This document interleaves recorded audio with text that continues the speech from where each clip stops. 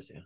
Oke, ya kita mulai ya market review kita hari ini ya, Jumat tanggal 8 September 2023. Nah, hari ini kita akan bicara mengenai saham-saham CPO. Ya, ini seperti yang sudah kita lihat di hari Rabu ya. Kita mau lihat saham-saham CPO. Kenapa kita melihat itu? Ya, sebelumnya kita lihat dulu indeks harga saham gabungan. Sebenarnya indeks harga saham gabungan juga tidak ada yang perlu kita lihat juga ya. Lihatnya ya karena apa? Karena ini 2 hari ini, terutama di Kamis Jumat ya, 2 hari ini momentumnya lumayan gede. Ya lumayan gede ya, kita akan lihat nanti dia apakah akan retest lagi ke 6.800. Tapi selebihnya itu hampir boleh bang tidak ada yang terlalu dikhawatirkan ya. Ini juga menjadi salah satu salah satu sebuah bukti lah ya, sebuah bukti untuk teman-teman bisa lihat seberapa kuat portofolio di dalam saham-saham yang ada di dalam portofolio teman-teman. Ini yang teman-teman bisa lihat stronger than the market nggak?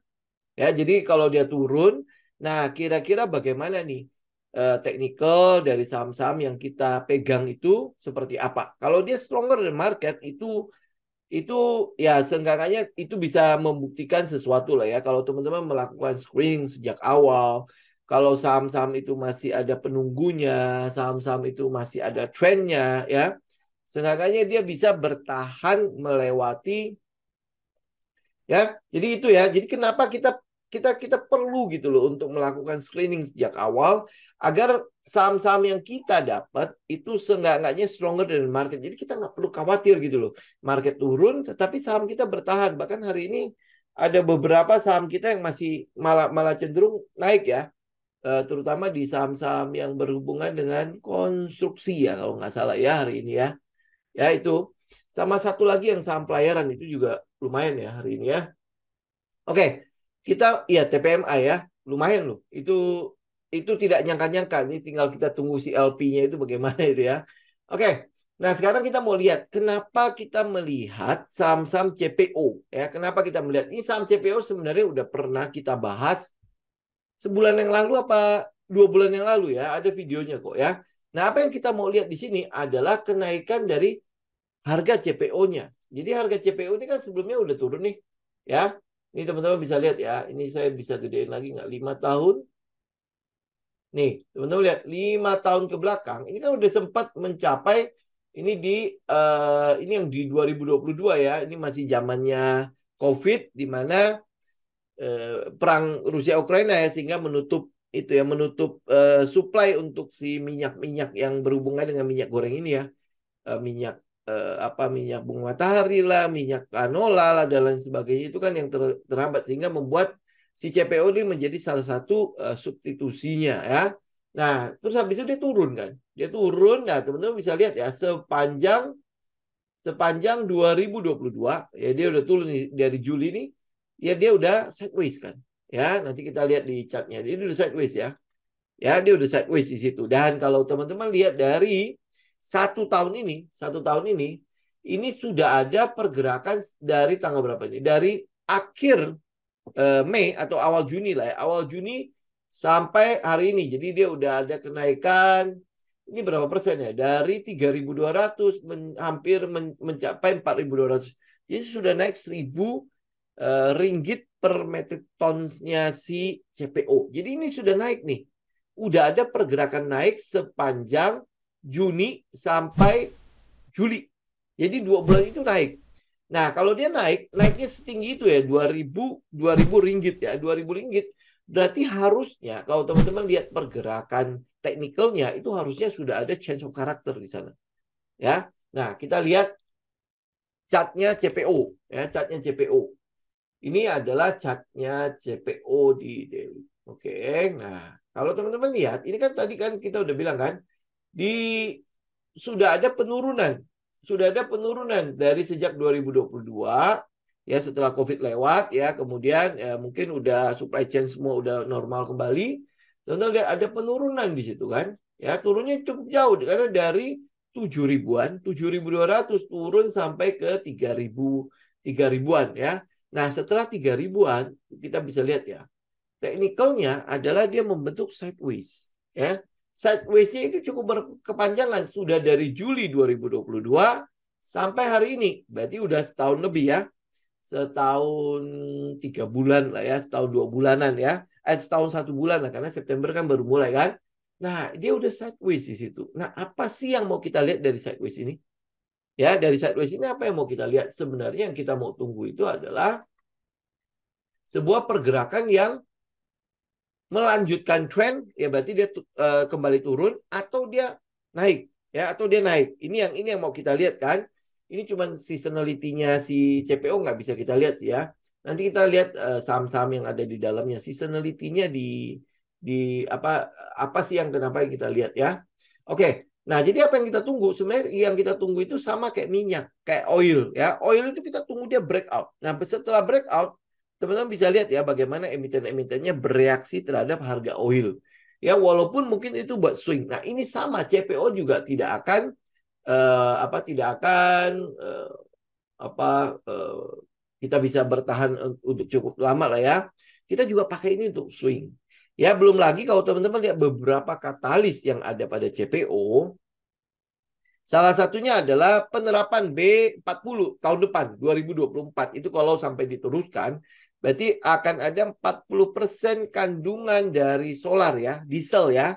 Itu akan dicampur dengan CPO. Jadi 40%. Jadi ini jadi biodiesel yang sekarang kan B35 tuh akan jadi B40.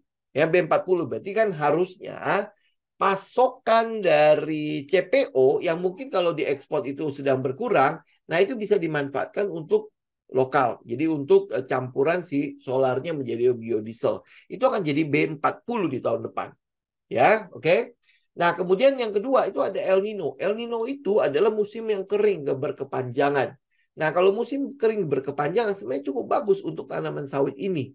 Karena tanaman sawit ini adalah tanaman gurun ya. Sifatnya itu adalah seperti tanaman gurun gitu yang mungkin dia butuh airnya tidak terlalu besar. Malah kalau dia kering itu malah lebih baik. Jadi kayak semacam kayak kurma gitu ya. Mungkin mungkin itu satu satu kelas atau satu genus atau apa gitu ya. Teman-teman cek sendiri lah ya. Tetapi pada dasarnya kalau dia kering, ya kalau kering jadi enggak curah hujannya nggak terlalu banyak, malah produksinya lebih baik. Ya, malah produksinya lebih baik. Nah, terus habis itu ada beberapa katalis untuk si CPO, terutama kan pasar tradisional untuk ekspornya si CPO-nya kita itu kan kurang lebih adalah Cina, India, sama satu lagi Pakistan kalau tidak salah, itu yang gede-gede ya. Ya, nah kemudian kemarin itu sempat turun kan, dari China turun, dari India turun ya. Nah, ini sempat dibuka pasar baru yaitu pasar Afrika ya. Saya kalau tidak salah itu teman-teman cek lagi lah ya. Ini beritanya nih. Tembus negara Afrika melonjak 800%. Ingat, ini adalah CNBC ya, biasanya agak-agak lebay. Ini 800%, betul lonjakan 800%. Tapi kalau teman-teman tahu ya, ekspor kita ke Afrika itu sebenarnya nggak gede. Jadi kalau terjadi lonjakan 800%, ya biasanya nggak gede-gede banget. Jadi teman-teman bisa lihat ya. Ini ada mana nih? Nih, jadi ekspor ke negara Afrika Barat mencapai 28,2 ribu ton. Jadi ini sebenarnya tidak gede-gede banget. Kenapa? Karena memang awalnya itu kecil ya dibandingkan dengan kalau teman-teman lihat ekspor CPO kita ke China, ekspor kita ke India itu bisa berapa puluh kali lipatnya dari situ ya. Nah, ini teman-teman lihat ya, Juni sampai Mei itu mencapai 116,5 ribu ton ya, itu melonjak 835%. Ini sebenarnya nggak gede ya, nggak gede karena lonjakannya kecil gitu loh. Maksudnya bukan kecil dibandingkan dengan ekspor kita ke China atau ekspor kita ke India ya, yang memang sudah bilangannya itu ratusan ribu ton ya. Ini jadi ini pasar yang tadinya bukan pasar ekspornya kita. Jadi jumlahnya kecil-kecil ya, terus habis itu ditingkatkan sehingga terjadi lonjakan di sana. Ya, jadi karena itulah jadi ada pasar baru yang mungkin bisa dijadikan sebagai pasar untuk CPO-nya kita. Ya, ini cuma itu doang. Tapi peningkatannya sebenarnya tidak gede-gede banget, tidak besar-besar sekali. Teman-teman bisa lihat ya, ekspor CPO-nya kita ke Cina itu berapa besar. Ya, kita bisa lihat nih ekspor, berapa volume ekspornya kita itu adalah 26,99 atau 27 juta ton. Ya, jadi kalau lu bandingkan dengan yang Afrika sebenarnya kecil banget. Makanya ya, kalau lu baca sebuah judul jangan lihat 800%-nya, tapi teman-teman cek itunya. Cuman ini menjadi sebuah pasar baru gitu. Ngerti ya? Ya, jadi ada pasar baru walaupun mungkin katalisnya katalis kecil, tapi itu bisa menjadi sebuah katalis yang boleh teman-teman perhatikan. Apakah dia akan terus membesar sehingga menjadi sebuah pasar yang potensial. Ya, tentu jumlah ini, makanya tadi saya bilang jumlah ini kalau lu bandingkan dengan ekspor kita ke China, ya kecil banget. Ya, kecil banget. Jadi ya jangan lihat 800%-nya. Tetapi ini bisa menjadi sebuah katalis gitu loh. Ya, bisa menjadi sebuah katalis. Siapa tahu dia membesar. Ya, kalau dia membesar, berarti bisa jadi ini akan jadi pasar barunya CPO-nya kita. Oke? Karena Afrika itu kan cukup banyak negara kan. Ya, bisa jadi ya mungkin memang ini waktunya, mungkin memang mereka ada peralihan dari apa gitu ya. Lu bisa riset lebih teliti lah ya, lebih lebih dalam lagi. Jadi dari situ lu bisa lihat nih kayak contohnya ini aja nih, mana tadi yang Afrika. Ini yang India itu 119,5 juta ton ya. Juta ton ini ya ribu. Ini kan ribu ton kan. Nah, teman-teman bisa lihat 119 ribu ton itu bulan loh. Bulan April doang segitu. Sedangkan yang dikirim ke Afrika itu dari mana tadi? Mana. Ini ke Benin aja. Benin itu Afrika mana ya? Itu dari Januari sampai Mei itu 119. Jadi itu satu bulannya kita kirim ke India gitu loh. Ya. Jadi kalau dia lonjak 800% lebih, nah itu bisa menjadi sebuah pasar. Siapa tahu nanti sampai akhir tahun itu malah bisa lebih besar lagi. Ini yang mungkin jadi salah satu katalis ya, salah satu. Nah, lainnya teman-teman bisa cek sendiri lah ya. Ini yang China aja, ini yang bulan Mei sendiri 128 juta ton. Ini apakah terus meningkat? Karena itu berhenti sampai Mei. Ya, Mei 2023. Karena yang bulan-bulan seterusnya saya nggak dapat datanya lagi. Ya, oke. Nah itu satu. Kedua, ini teman-teman lihat ya. Ini bulan apa nih? Ini bulan Juni juga. Jadi ada isu pasokan yang menipis di bulan Juni, ya makanya yang membuat si harganya naik. Jadi ini yang bulan Juni ini nih. Ya, jadi ini bulan Juni, ya Juni itu naik. Ini karena adanya pasokan yang mulai menipis, ya pasokan mulai menipis. Nah, pasokan mulai menipis itu kenapa? Ada kok di sini. Ini nih ya di uh, di Sabah, negara penghasil komoditas terbesar ini yang berarti di Malaysia ya. Itu ada mengalami tekanan air dari tanda-tanda awal El Nino. Ini menyebabkan wilayah tersebut memangkas hasil panen, memperburuk dampak pemupukan yang kurang serta kekurangan tenaga kerja selama 3 tahun terakhir. Nah, ini kalau urusan tenaga kerja, lu tahu lah ya, tenaga kerja yang bekerja di sana, di Malaysia sana, itu pasti TKI ya, banyak kan TKI lah ya. Nah, selama 3 tahun terakhir ya karena COVID. Ya karena COVID, jadi ya TKI ini nggak balik. Nah, kalau dia nggak balik ya memang dia pasti akan ada kekurangan atau pasokan untuk tenaga buat panen dan lain sebagainya pasti kurang kan. Jadi itu salah satu sebab kenapa terjadinya penurunan pasokan di pasar ya. Jadi kalau teman-teman lihat di sini ini bulan Juni kan. Dan sampai sekarang mungkin tenaga kerja juga pasti belum normal banget ya. Nah, kalau dia belum normal berarti kan seharusnya isu soal ketersediaan CPO itu pasti akan menjadi isu mungkin sampai akhir tahun ya, harusnya akan seperti itu. Karena kan nggak gampang ya langsung tiba-tiba pulih kan. Dia kan butuh proses kan untuk pulihnya tenaga kerja itu. Ya, ini mesti cari tenaga kerja baru. Kalau cari tenaga kerja baru mesti ada training lagi dan lain sebagainya toh. Ya, nah itu harusnya bisa dimanfaatkan oleh Indonesia lah. Kalau Indonesia harusnya tenaga kerja cukup stabil ya.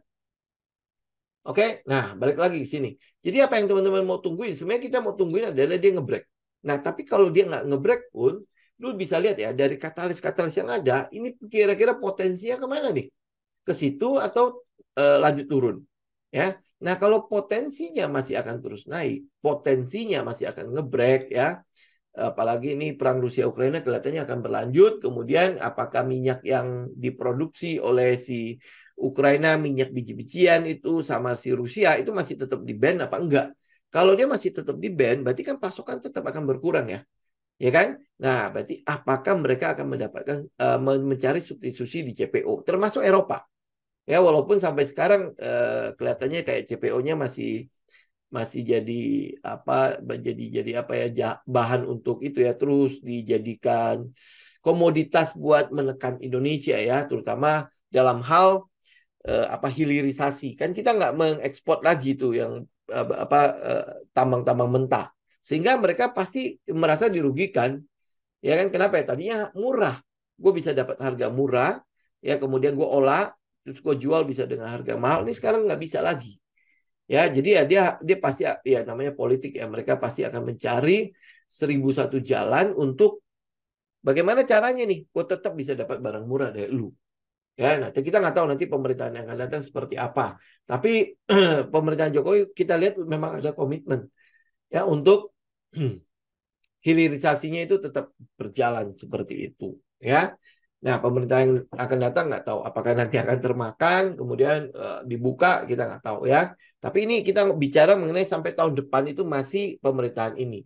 Ya, jadi ya kita masih bisa pakai lah ini buat kalau dia ngebreak ada potensi swingnya di situ. Ya, oke. Nah, sekarang kita mau lihat nih, kalau begitu kira-kira saham-saham CPO apa saja yang kira-kira akan berdampak. Nah, saham CPO di Bursa Efek Indonesia itu cukup banyak ya. Jadi kalau kita lihat ini dibilangnya daftar lengkap saham emiten sawit ya. Itu dari tanggal 29 Mei. Ini harusnya sih tidak ada yang baru ya dari itu ya. Nah, teman-teman lihat ada sekitar 25. Ya, ada sekitar 25. Mungkin dia kurang DSNG ya. DSNG nggak tahu kenapa nanti masukin. Ya, oke. Nah, ada dari 25. Berarti dari 25 ini apakah kita liatin semua? Ya, tentu enggak. Nah, di sini tugas screenernya kita bekerja dulu. Ya, jadi kita akan screening dulu kan. Ya, dari 25 itu kira-kira mana nih yang GCG-nya bagus ya. Kira-kira dari 25 ini bagaimana dengan kepemilikan publiknya. Kan udah kan gampang-gampang aja ya kita bilang ya. Kemudian dari itu kita mau lihat lagi gimana kita ya volatile-nya, ya likuiditasnya. Ya ini kira-kira likuiditasnya oke nggak, sesuaikan nggak dengan modal saya kan? Tinggal teman-teman pilih. Lah baru kita bicara mengenai tapi ini yang kalau kalau soal apa namanya campur tangan pemerintah ini masih cukup besar lah di sini ya. Kenapa? Karena ini salah satu komoditas ekspor yang diandalkan pemerintah untuk mendapatkan devisa. Oke, jadi maka dari itu ada banyak kebijakan di CPO juga, termasuk DMO. Ya, masih ingat ya teman-teman yang sampai kita kekurangan minyak goreng. Ya, kekurangan minyak goreng. Kenapa kekurangan minyak goreng? Karena harga ekspor kita luar biasa. Ya, sehingga di situ timbul keberanian dari pengusaha untuk ya udah gua nggak pasok lokal. Ya, dan nggak apa-apa gue didenda. It's okay. Kenapa? Karena harga CPO-nya lagi di 7.000 ringgit per metric tons. Itu cuma bisa bayangkan ya, sama kayak batu bara. Mereka lebih nggak apa-apa melanggar pun kok untung gitu loh. Ya, itu ya teman-teman ya. Jadi kalau sekarang ya harusnya sih tidak akan terjadi seperti itu ya.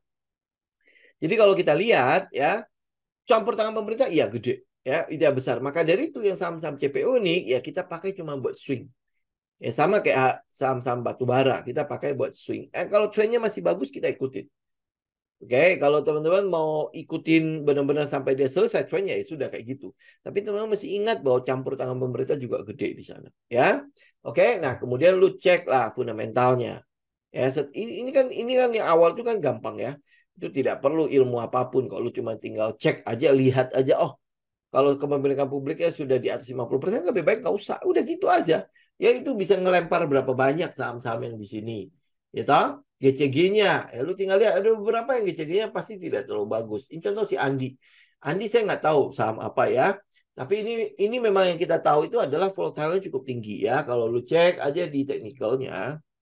Nah, teman-teman bisa lihat sahamnya kayak gimana. Tuh, ini kok cuma di sini doang. Tuh, ya. Ya, itu udah gocap. Ya, terus habis itu, nah itu kan nggak mungkin lu beli kan? Lihat nggak volatilnya? Nah, ini udah saham gocap.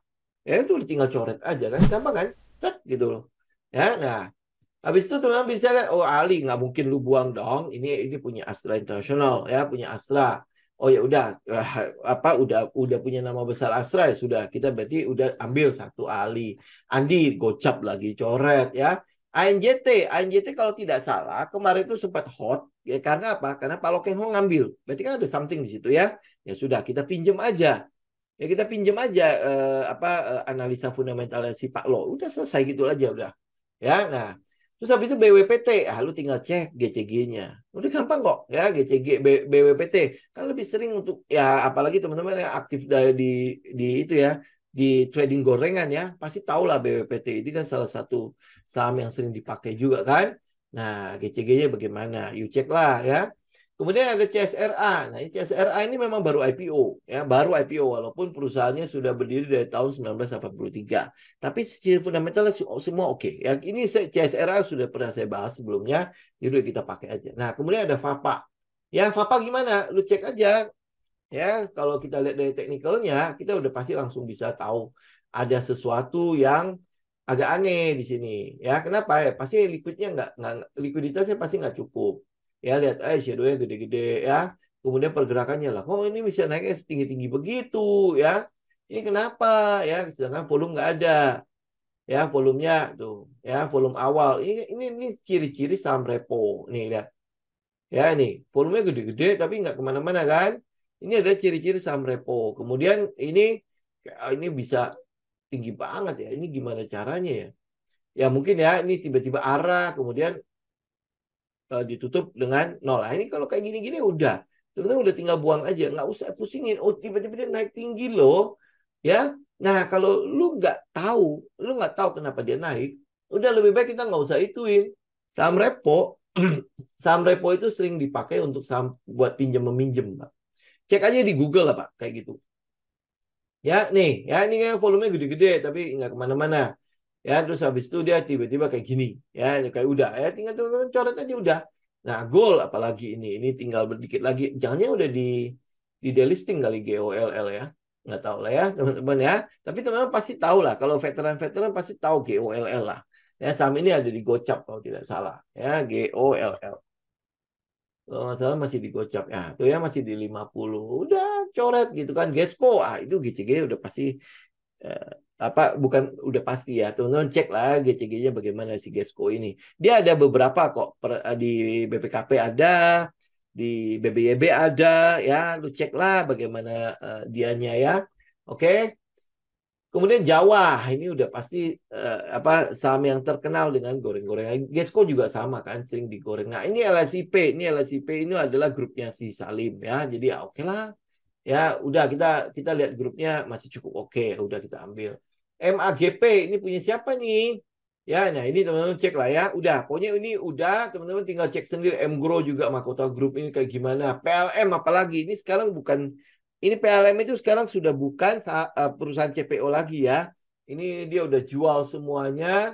Dia udah lihat aja nih ada PT Saratoga di situ. Jadi sebenarnya dia udah hampir boleh dibilang udah nggak punya lahan lagi untuk si untuk sawit karena udah dijual semua. Jadi ini PLM ini boleh dikatakan emiten kosongan. Ya, emiten kosongan. Jadi emiten apa ya namanya itu ya? Yang kalau lu nanti mau backdoor apa segala macam ini lu bisa pakai nih. Ya kayak misalnya Pani di backdoor sama si Agung Sedayu kan. Jadi diambil itu adalah kalau Pani kan sebenarnya bukan itu ya. Ini namanya perusahaan cangkang harusnya. Ya, ini dijadikan perusahaan cangkang PLM. Ini kalau dibilang begitu ya kurang lebih seperti itu. Walaupun mungkin perusahaan-perusahaan cangkang itu agak-agak tidak dikenal di Indonesia ya. Tapi ini salah satunya PLM. Ya dijadikan perusahaan cangkang karena nggak ada kegiatan nggak ada kegiatan usaha sama sekali sekarang. Ya walaupun dia mungkin dikenal dengan perusahaan sawit ya, tapi itu dulu. Ya dulu. Nah, sekarang udah hampir boleh bang kosongan. PGUN, nah udah teman-teman, ini adalah saham-saham yang baru baru IPO ya. Escrow. Nah, ini escrow ini sayangnya itu adalah soal likuiditasnya aja. Ya, walaupun punya Sampurna tapi likuiditasnya. SIMP ini ya Salim kan, udah. Teman Smart itu punya Sinarmas ya, tetapi likuiditas lagi. SSMS. Nah, ini saham terkenal dengan keliarannya. Ya, liar. Jadi ini teman-teman kalau nggak tahu SSMS, lu bisa cek lah nanti bagaimana liarnya dia. Itu ngepelajari ada karakternya. Karena cukup liar, makanya saya agak-agak nggak pengen di saham ini. Walaupun mungkin ya kalau teman-teman lihat kok fundamentalnya bagus ya, tapi lu cek deh. Ya, lu cek deh bagaimana liarnya saham ini kalau dia bergerak. Ya, TAPG ini masih punyanya si TP Rahmat ya, masih satu grup ya. Nanti kita cek di sini ya seperti apa. TBLA ini masih punyanya si induknya kan namanya Budi ya, induknya. Ya, TBLA. Tapi ini lebih ke arah ini ya, lebih ke arah dibilang sawit sebenarnya nggak banyak sawit juga ya. Dia lebih ke arah apa ya, minyak goreng. Mungkin teman-teman tahu minyak goreng. Aduh, TBLA itu minyak goreng apa ya? Kalau gulanya kan namanya gulaku ya. Oh, Rose Brand. Ya, Rose Brand. Oh ya, gulanya bukan gulaku. Ya gula makanya aduh mereknya apa ya, TBLA ya. Rose Brand itu minyaknya ya, termasuk tepungnya. Tepungnya itu lebih ke arah si Budi ya, BUDI ya. Kalau ini aduh saya lupa lah. Pokoknya dia ada gula ya, tapi lebih banyak gulanya dibandingkan dengan si CPO-nya. Ya, tetapi kalau saya tidak salah ya, kemarin dia kan sudah bangun pabrik pengolahan CPO-nya ya. Nah, itu beroperasinya tahun kemarin apa tahun ini atau tahun depan ya. Teman-teman cek deh. Itu ada sebuah katalis cukup bagus untuk TBLA. Ya, UNSP udah coret aja udah. Selesai ya. Nah, ini MKTR ini juga baru IPO ya. Jadi udah kita buang aja. STTA juga baru IPO, sudah kita buang aja ya.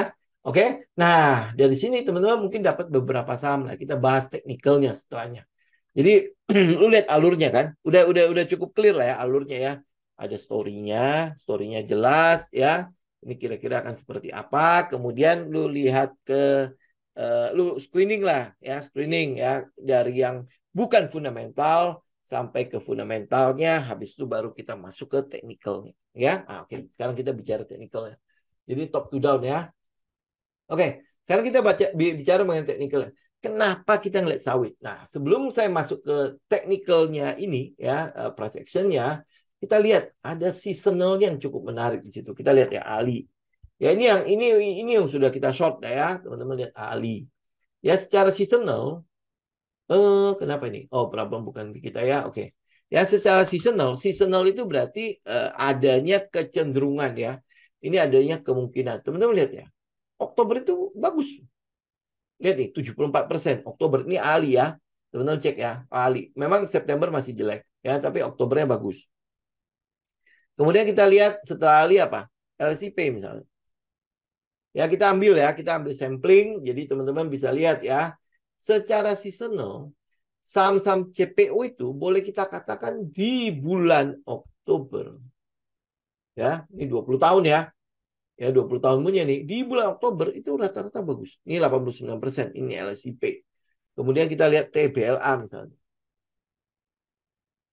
Ya, TBLA. TBLA mana sih? Nih, TBLA ya. Secara seasonal gimana? Ini udah 3 ya. 3 saham ya. Kita lihat ya. Oke, ini satu-satu aja kita lihat. Ini Oktober nih.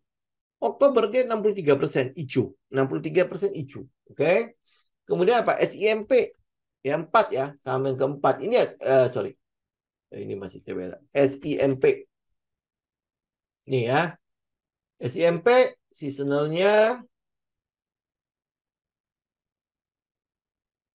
oke ya, ini saya ambil 20 tahun ya. Jadi 20 tahun itu harusnya kalau secara statistik udah cukup mewakili lah ya. Kenapa? Karena ini cukup lama. Ini SMP baru listing 2011 ya. Jadi ada sekitar 12 tahun ya. Ini Oktober lihat tuh 67% hijau.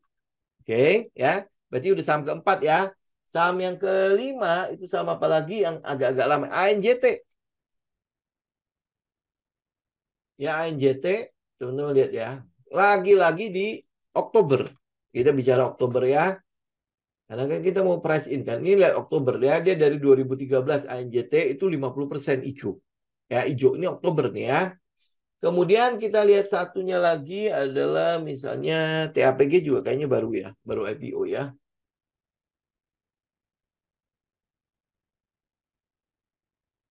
Ini THPG, bagaimana seasonality-nya? Ini walaupun baru IPO ya. Ini baru IPO dari 2021, lihat Oktober tetap masih ya, masih hijau. Oke, DSNG. Mana DSNG? Nah, ini DSNG. Ya, ini teman-teman lihat seasonality-nya. Oke, 20 tahun. DSNG nggak tahu ada nggak 20 tahun. Nggak ada ya 2013. Itu lihat ya, Oktober tuh. Ya, bagus ya. Oke. Jadi kalau lu ambil sampling secara statistik, ini kita boleh katakan Oktober saham-saham CPO itu rata-rata bagus. Nah, sekarang permasalahan kita lagi di September. Apa yang harus kita lakukan? Apakah lu tunggu Oktober untuk menikmati hijaunya? Ya, tentu enggak dong. Berarti kan lu akan siap-siap di teknikalnya September.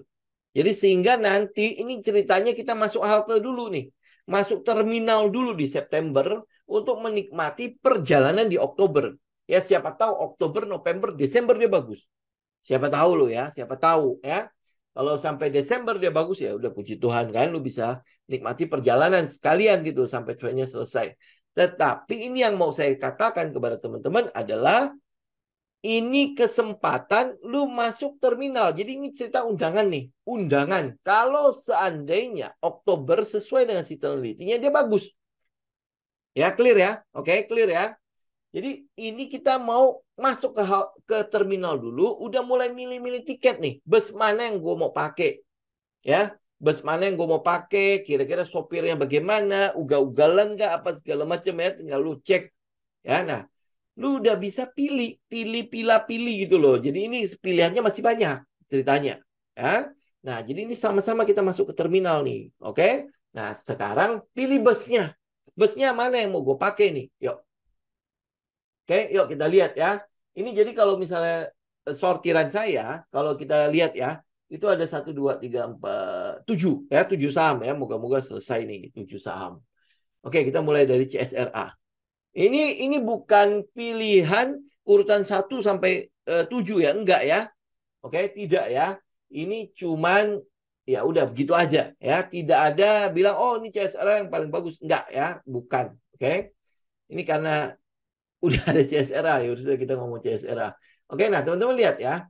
Pergerakannya turun. Jerat ya kan, turun kan sampai ke mana? Sampai ke bulan Mei. Nah, kemudian dia merespon kenaikan harga dari CPO-nya, lihat nggak? Ya.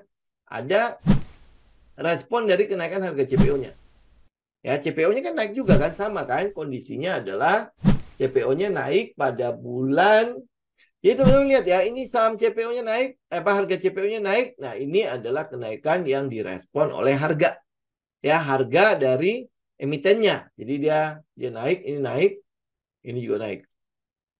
Ya, ini kurang lebih lah ya, ngerespon dari kenaikan harganya. Jadi ya mungkin di Q2-nya itu udah bagus. Nah, Q3-nya harusnya kan jauh lebih bagus dong dibandingkan dengan QQ sebelumnya kan. Harusnya. Kenapa? Karena kalau teman-teman lihat harga CPO di QQ sebelumnya ada di mana? Rata-rata masih di atas ya. Mana bulan Januari mana? Januari. Nah, ini. Ya ini awal tahun nih. Awal tahun di sini. Ini awal tahun ya. Ini saham, ini CPO harga dari 2023, 2023. Ya, ini harganya nih. Jadi rata-rata harga CPO boleh kita katakan di mana? Di 3.800-an lah ya. Harganya rata-rata kan? Nah, kalau harganya rata-rata di situ, berarti harusnya ada respon dong dari kenaikan ininya ya, ada kenaikan dari pendapatannya. Oke, ini saya buang ya biar jadiin satu lagi biar kita konsen di situ. Nih. Ya, nah karena apa? Karena dari awal tahunnya di mana sini ya. Sahamnya cuma naik kemudian turun nih. Kemudian turun ya. Berarti kan dia belum ngerespon harga sama sekali kan? Ya, belum merespon harga CPO-nya nih. Belum respon, baru dari sini dia ngerespon. Padahal harga CPO rata-rata ada di sekitar 3.800 harga sekarang. Harusnya kan kalau kita berbicara mengenai harga CPO itu rata-rata di 3.800. Ini kenapa turun nih? Ya, kenapa tuh turun? Ya. Nah, ini yang mau kita lihat nih. Jadi ada nggak peluang ada kenaikan harga CPO di menjelang dekat-dekat Oktober? Ya, kita nggak tahu seasonality-nya untuk si CPO-nya bagaimana. Karena saya nggak sempat ngotak-ngatik seasonality di CPO-nya. Teman-teman bisa cek ke seasonality-nya CPO ya. Bisa bikin sendiri kok. Ya, caranya adalah lu pakai monthly chart-nya chartnya CPO. Nah, lu lihat nih bulan-bulan apa nih yang mengalami kenaikan yang cukup tinggi. Tapi itu lu harus urutin sampai ke belakang, jadi cukup lama. Ya, ini saya nggak sempat ngecek ke sana, tapi teman-teman boleh lihat lah ya pergerakannya. Ya, ini kita bicara mengenai price action dulu ya. Ini kan pergerakan turun nih, setelah naik turun kan, turun gede, kemudian masih turun-turun kecil. Ini kita bilang konsolidasi ya, kemudian dia turun lagi gede. Ya, turun lagi gede. Nah, apa yang sedang terjadi di sini? Apakah nih dia udah selesai turun atau enggak nih? Ya, sudah selesai turun atau belum nih? Yang kita mulai lihat itu adalah volume gede mana? Tuh ya, nongol volume gede di sini. Yang kita lihat ya. Jadi berarti ada sebenarnya udah mulai ada usaha untuk menyetop pergerakan turunnya. Sorry, mana ini bisa volume gede. Nah, ini ya. Teman-teman lihat ya, volume gedenya ini volume besar ini. Ya, di kebelakangnya nongol di mana? Di sini. Ya, kan setelahnya kan adalah volume kecil kan. Ya, nah volume ini gede lagi nongol. Nah, kenapa nih volume besar ini tiba-tiba nongol sebelum terjadi penurunan harga lagi? Apakah ini udah mulai stop turun? Ya, tandain aja di situ. Nah, stop turun ya. Kemudian apa yang sedang terjadi pada si CSRA di daerah sini? Ya, ini apa yang sedang terjadi setelah naik? Lah kok dia sideways? Ya, kemudian kalau teman-teman lihat lagi untuk price action-nya, ini adalah area di mana dia mulai terjadi change of character. Karakternya mulai berubah. Di sini kan dia berubah ya. Ya, ada perubahan karakter di situ. Apakah dia udah stop turun nih? Ini saya pakai ini aja. Oke, ini ya. Apakah dia udah stop turun? Nah, ini untuk melihat ini, kita tentu harus lihat ke saham-saham lain. Kenapa? Karena masih ingat ya, teori Dawes ya. Indeks saling mengkonfirmasi. Indeks saling mengkonfirmasi. Tadi kan kita udah lihat bahwa katalisnya ada. Oke, fundamentalnya udah kita pilah-pilah ya. Kemudian seasonality-nya itu menunjukkan bahwa Oktober itu rata-rata saham CPO itu bagus. Ini kan kita pakai buat swing ya. Ingat ya, kita pakai buat swing. Kalau teman-teman mau ikutin trend, ya mungkin trendnya nggak akan terlalu gede-gede banget ya. Tetapi ini pakai buat swing. Oke? Nah, kalau pakai buat swing, ini kan kita mau tahu halte-halte buat kita masuk di mana. Ini adalah salah satu tempat yang mungkin teman-teman akan lihat ini menarik untuk masuk si CSRA. Ya ini tempat ini nih. Ya, nah tinggal kita mau lihat nih apakah nanti ada spring apa enggak. Kalau dia ada spring, ini mungkin akan ada turun lagi. Ini kan belum ada secondary test segala macam kan? Ya, mungkin dia masih akan ada swing lagi untuk manuver ke bawah. Ya ceritanya ya buat mengusir semua, baru habis itu dia naik. Nah, ini kita mau lihat nanti. Ya, jadi tinggal teman-teman perhatikan si CSRA daerahnya adalah ini.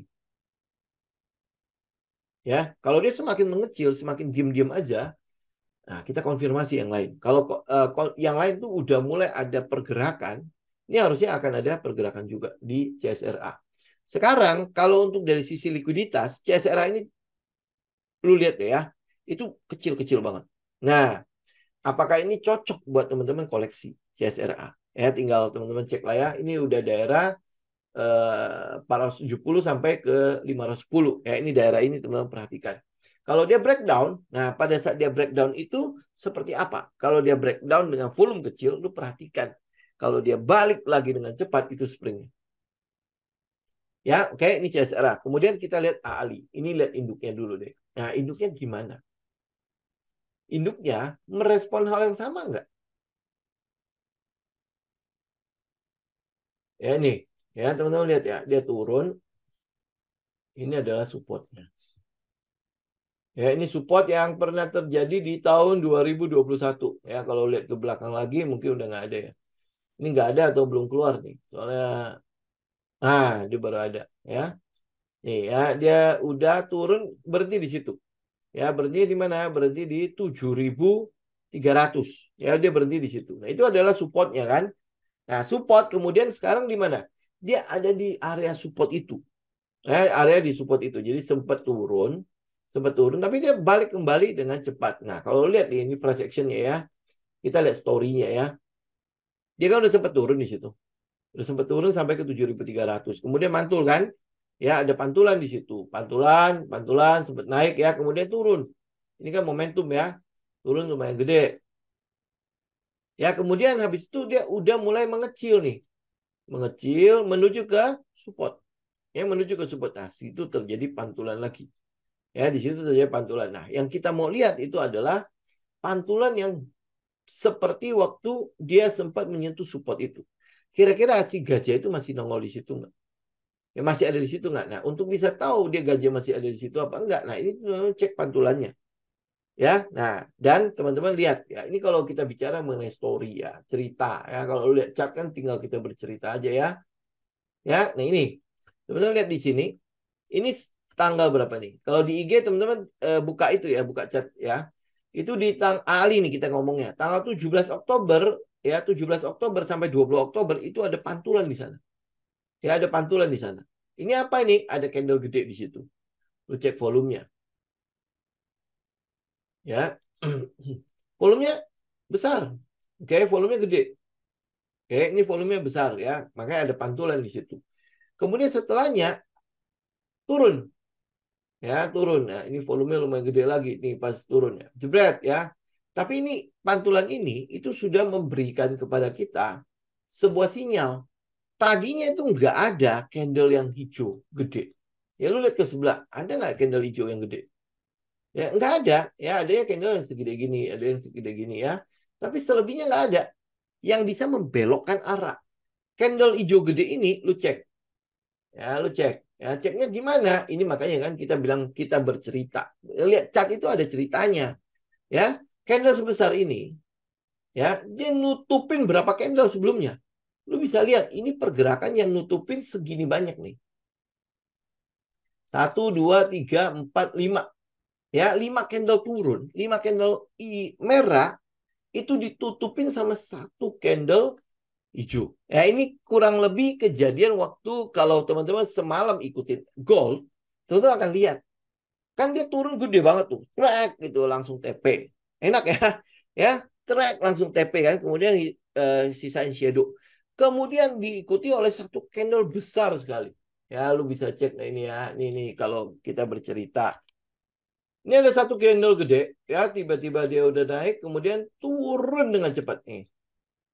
Ini turun dengan cepat, kemudian ya diikuti oleh 1 candle hijau, gede ya mengengulf ya mengengulf candle merah yang gede itu, candle merah yang besar itu di cover, itu namanya bullish engulfing ya, walaupun kemudian turun lagi. Ya, walaupun kemudian turun lagi. Tetapi ini sudah memberikan satu sinyal bahwa akan ada perubahan pada tren itu. Ya, akan ada perubahan pada tren itu. Itu kalau kita bercerita. Ya, oke. Nah, balik lagi ke CPO. Balik lagi ke tadi apa? Ali. Ya, itu kita bicara mengenai price action ya. Nih, kalau kita lihat di sini, ini mengengulf, ini udah memberikan sebuah sinyal bahwa ini kemungkinan besar akan selesai. Ya, ada peluang dia akan kelar. Ya, kemudian dia turun lagi. Nih ya. Kemudian dia turun lagi. Ini.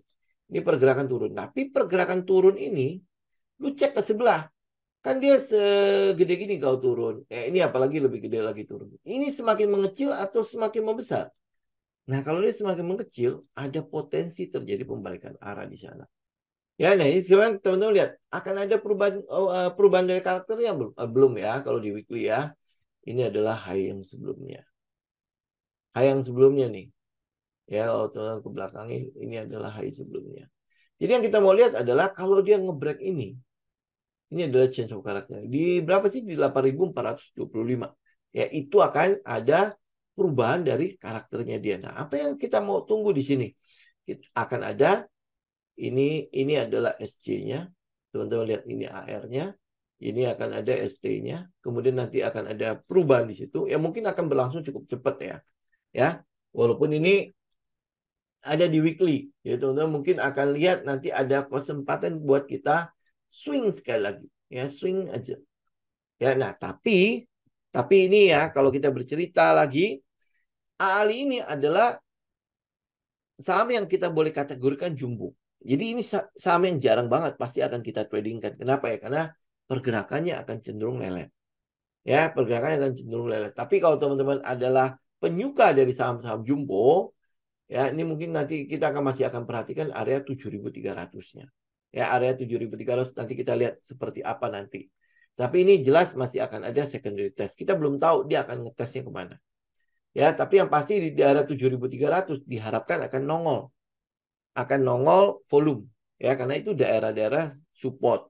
Daerah demand. Ya, di biasa demand itu akan nongol volume di situ. Nah, nongol nggak volumenya? Nongol lagi nggak volumenya? Ya, itu makanya kalau di Wyckoff kenapa ada secondary test. Cuma mau tes doang, ada nggak volume? Kalau dia nggak ada volume ya sebenarnya cuma pergerakan pantulan-pantulan biasa doang. Tapi kalau secondary test tiba-tiba nongol volume, nah itu yang mau dites sama metode Wyckoff. Masih nongol nggak? Bener nggak si market makernya di situ? Bener nggak strong hand nongol di situ? Itu logik dibalik secondary test. Oke, ini ahli ya. Jadi kita masih akan lihat 7.300-nya seperti apa nanti. Kemudian saham yang lain ada namanya LSIP. Nah, ini LSIP, saya boleh ngomong nggak kalau ini adalah salah satu saham yang mungkin lebih favorit buat saya. Kenapa? Kalau teman-teman lihat dari sisi harganya, masih cukup make sense. Dan likuiditasnya juga masih cukup oke. Ya. Jadi ini mungkin akan jadi salah satu saham yang saya tungguin. Secara fundamental juga kita lihat oke, karakternya juga pergerakannya nggak apa namanya, nggak bang bang bang bang gitu ya, nggak apa sih namanya ya, nggak nggak liar-liar banget gitu ya. Nih, ini adalah Ali ya. Apa yang kita tunggu Ali? Pergerakan di bawah sini nih, ini di daerah 950 sampai 1035 ini akan jadi seperti apa? Karena kalau teman-teman lihat dari belakang, ini weekly ya, ini weekly ya, di sini nongol volume ya, di sini juga nongol volume walaupun dia sempat ngebreak ya, tetapi waktu dia ngebreak, teman-teman lihat, waktu dia ngebreak dia masih sempat ngelawan. Ini weekly loh ya, kemudian baru turun. Ya, daerah situ berarti cukup kuat ya. Kemudian setelah dia break ke bawah, dia balik dengan cepat. Ya, dia balik dengan cepat. Ini pun masih dites. Jadi bikin area demand namanya, area demand, area supply dan demand, baru habis itu nongol naik lagi di situ. Kemudian dites lagi, masih nongol juga volume. Ya, masih ada pergerakan di situ. Nah, yang kita mau lihat itu adalah apakah di sini akan nongol lagi nggak? Ya, kenapa? Karena kalau kita lihat sekarang itu pergerakannya masih cenderung turun kan. Ya, nah kita masih mau nunggu nongolnya. Nah, kalau untuk LSIP, teman-teman kalau misalnya amannya itu ada di area lu tunggu dia break di 1000 berapa nih? 1100 sampai 1200 1100 sampai 1120. Ya, ini areanya. Ya, area lu tunggu dia ngebreak dari sideways-nya. Ya. Oke, ini untuk Ali ya. Ada satunya lagi adalah TBLA. Nih TBLA. Nih TBLA ini mungkin agak-agak berbeda sendiri dia. Nih ya. TBLA. Kenapa dia nongol sendirian? Ya, kenapa dia bergerak sendirian? Yang saya tahu itu adalah soal pabrik baru.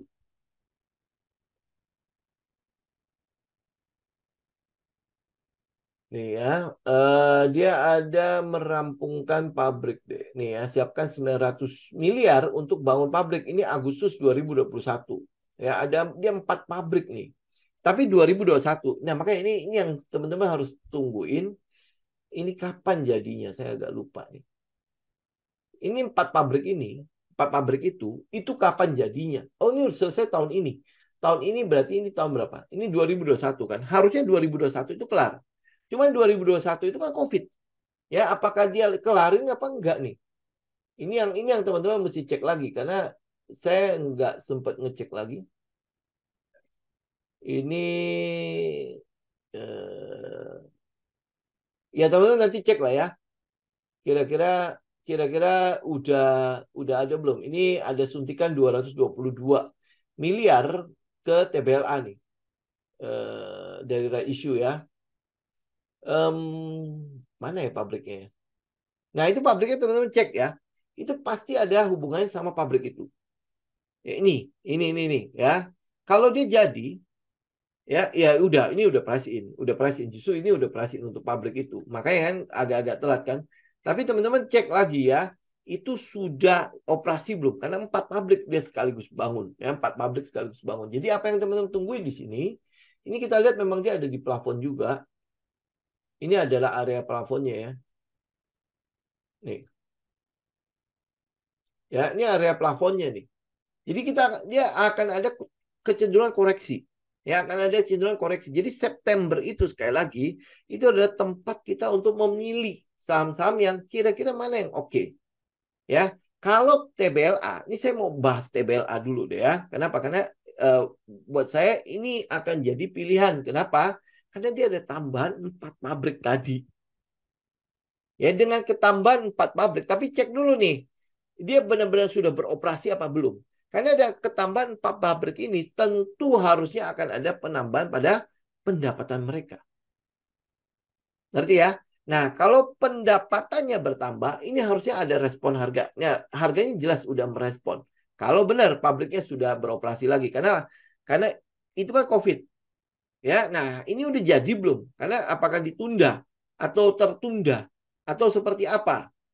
Ya, ini teman-teman cek ya. Walaupun ini udah direspon, tetapi respon ini itu mungkin lebih ke arah, oh ini pabriknya udah jadi ya. Jadi mereka price in dulu. Kemudian yang mau ditunggu oleh market adalah 4 pabrik itu bagaimana dengan pendapatannya. Korelasinya gimana? Kalau korelasinya cukup tinggi, penjualannya oke, ya, Rose Brand naik, penjualan lokal ya, kemudian ekspornya naik, ya, ini tentu korelasinya akan membuat harga akan bergerak kembali. Oke, jadi yang kita lihat adalah ini secara teknikal dulu ya, ada kecenderungan dia masih akan ada koreksinya. Nah, pada saat koreksi ini teman-teman tungguin, karena di antara semua saham-saham CPO yang kita sortir tadi dari 25 saham itu, ini yang memiliki katalis yang paling gede. Sama kayak teman-teman berbicara mengenai saham-saham konstruksi. Kenapa kita pilih ADI? Ya, kenapa ADI dan PTPP? Ya, tapi di antara ADI dan PTPP kita pilih mana? Kita pilih ADI. Kenapa? Karena katalis di ADI itu sekarang lagi kuat-kuatnya. Ya, lagi kuat-kuatnya. Walaupun mungkin dari sisi fundamental PTPP jauh lebih bagus. Dari sisi fundamental PTPP jauh lebih bagus. Tapi jangan salah ya teman-teman ya. Lu bisa cek ya, PTPP itu udah ada satu tato, yaitu adanya tuntutan apa gitu ya. Teman-teman cek deh PTPP. Karena itulah makanya kita pilih ADI. Nah iya, ADI dapat duit. Masalahnya itu duit berapa triliun dengan LRT jadi. Nah sekarang lagi garap MRT yang dari ini HI ke Monas, HI ke ini ke Monas sampai ke kota itu. Ya itu juga nanti 2024 jadi. Berarti duit lagi tuh.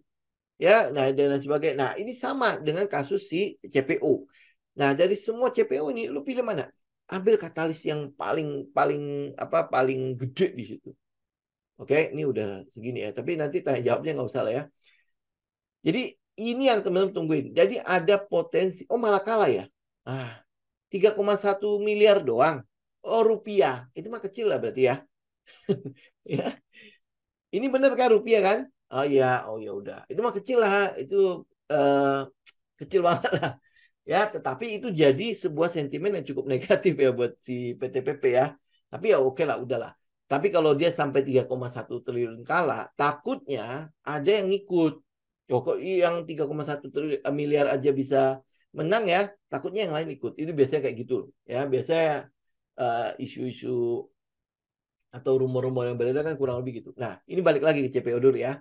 Jadi kita lihat ada potensi terjadinya koreksi di sini. Ada potensinya, ada potensi koreksi lagi. Kenapa? Karena di sini plafon. Kalaupun dia nggak koreksi, ya berarti kalau dia breakout, nah lu buy on breakout aja. Ya, lu buy on breakout. Jadi kita tinggal lihat, kita ikut market aja.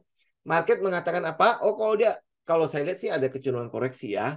Ya, teman-teman bisa lihat ya, di sini kan lumayan gede nih, pleng gitu kan koreksi kan. Ya, kenapa? Karena kenaikannya udah cukup tinggi sebelumnya.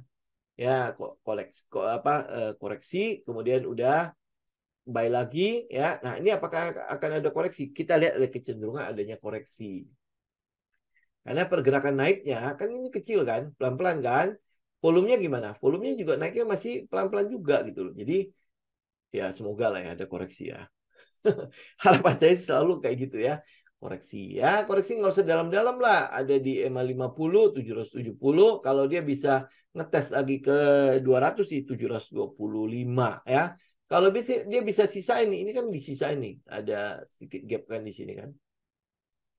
Ya, gap di sekitar 710 sampai ke bawah nih. Ke sekitar 700 ya moga-moga siapa tahu ada shadow ke bawah situ ya. Nah, itu pun bisa jadi teman-teman incar ya. Tapi ini beberapa yang mau saya tekankan di sini, katalis untuk semua saham-saham CPO itu paling gede di sini. Ya, paling gede di sini. Jadi ya, ini boleh teman-teman perhatikan ya. Nah, tinggal lu ikuti katalisnya. Lu korek katalisnya. Ini aja 4 pabrik ini kan harusnya waktu Covid ya. Itu harusnya udah jadi. Nah, cuman teman-teman mesti cek ulang, benar nggak udah jadi? Atau dia baru jadi? Ya, baru jadi. Nah, moga-moga seasonality saham-saham CPO di Oktober itu kejadian. Ya, itu kejadian. Nah, kalau kejadian, berarti lu udah siap. Udah ada di dalamnya. Ingat, kalau sahamnya udah jalan, lu udah ada di dalamnya. Jadi lu udah duduk. Ya, lu udah duduk di dalam busnya. Lu sekarang bisa milih. Nanti kalau dia udah jalan, lu udah nggak ada pilihan. Kalau nggak dapet tiket duduk, ya lu berdiri. Enak nggak berdiri? Ya enak aja kalau namanya cuan mah ya. Tapi ya lu kalau di bus jalannya sampai ke Bali, yang mungkin kalau di bus kan bisa 2 harian kan? Ya capek lah, lu berdiri terus atau duduk di eh, di platnya itu kan panas ya. Ya pasti nggak nyaman lah. Jauh lebih nyaman adalah ya lu rencanakan. Ya lu rencanakan gue mau pakai PO mana. Ya gue mau sleeper. Ya gue mau sleeper, gue mau eksekutif, gue mau bisnis kelas, ekonomi kelas. Kan lu rencanakan dari awal. Jadi nyaman buat lu karena memang sesuai dengan apa yang menjadi karakter lu. Ya itu yang mau saya ajak teman-teman.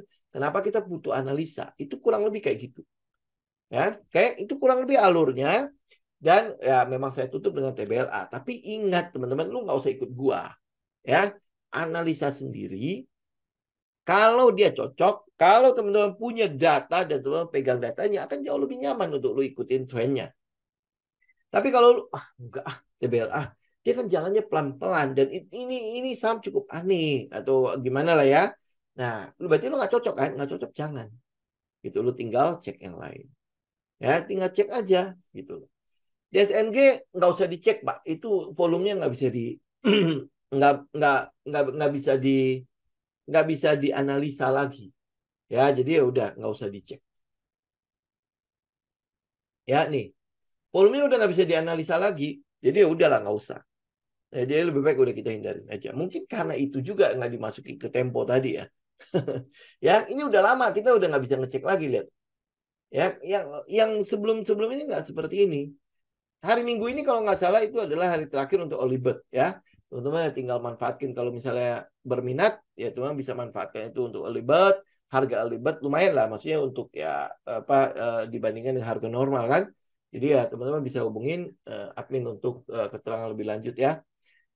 Sama untuk minggu depan ya hari Senin sampai nanti hari minggu depan ya minggu depan itu mungkin saya akan off karena saya ke sebuah negara yang tidak ada YouTube, tidak ada IG-nya. Ya, jadi agak repot untuk nge-live-nya. Tapi nanti kita coba lihat ya, apakah kita bisa live di Zoom atau apa ya. Moga katanya sih tidak di ban. Ya, katanya tidak di ban di sana. Jadi kalau Zoom masih ada, oke lah, masih oke ya. Tapi kalau di ban juga saya nggak tahu ya. Akhirnya ya udah kita libur aja lah. Toh pasarnya mungkin masih nggak kemana-mana juga kan. Ya, tapi kalau saya bisa live, udah saya live. Ya, oke teman-teman. Ya, semoga bermanfaat. Ya, kita akan ketemu lagi nanti minggu depannya ya. Minggu depan. Ya, tapi kalau bisa Zoom, kita akan Zoom. Nanti saya akan kasih linknya. Ya, biar ya minimal malam saya ada apa namanya? Ada kerjaan lah ya. Ya, thank you semuanya. Kita ketemu lagi next week. Oke, happy weekend semuanya. Saya izin pamit ya. God bless.